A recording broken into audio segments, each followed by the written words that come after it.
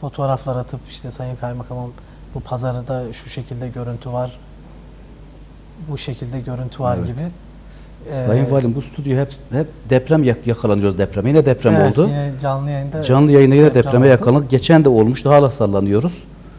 Şansımıza her yayına çıktığımızda bir deprem ve şu an halen sallanıyoruz. Evet. Yani Şanlıurfa'mız tabii deprem bölgesi değil ama Çok değil, Elazığ, Adıyaman yine de bölgesinden mi? herhalde hissetme Evet. noktasında biraz daha Evet.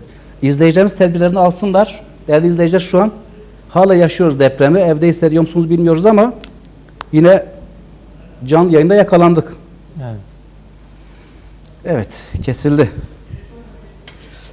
Yani burada en büyük duamız tabii Cenab-ı Allah'tan Evet. bu tarz afetlerden bizi koruması. Kesinlikle. Yani virüs belası, ondan öncesinde Elazığ depremi derken. Elazığ'da yine buradaydık biz. Elazığ depreminde canlı yayında yakalandık ama Elazığ depremi gerçekten çok şiddetliydi. Ben izledim sizi. Evet, o izlediniz programınızı değil mi? da Çok izledim, evet, konuklarımız vardı. Yabancı konuklar Ankara'dan gelmişlerdi. Bir sallandı, hissettirmemeye çalıştık. İkincide bir daha sallanmaya başlayınca insan can taşıyor, ürküyorsun, canlı Tabii, yayındasın. tabii, aynen. Ama çok kötü sallanmış. Şu an çok yoğun değildi ama Evet, eminim yüksek katlı yerler de hissetmiştir bunu. hissetmiştir. Bir panik havası da oluşmuştur. Umarım bir Tabii, sıkıntısı yaşanmamıştır. Çok çevre illerde de bir sıkıntı olmamıştır ama. Evet, inşallah. Evet. İnşallah duamız o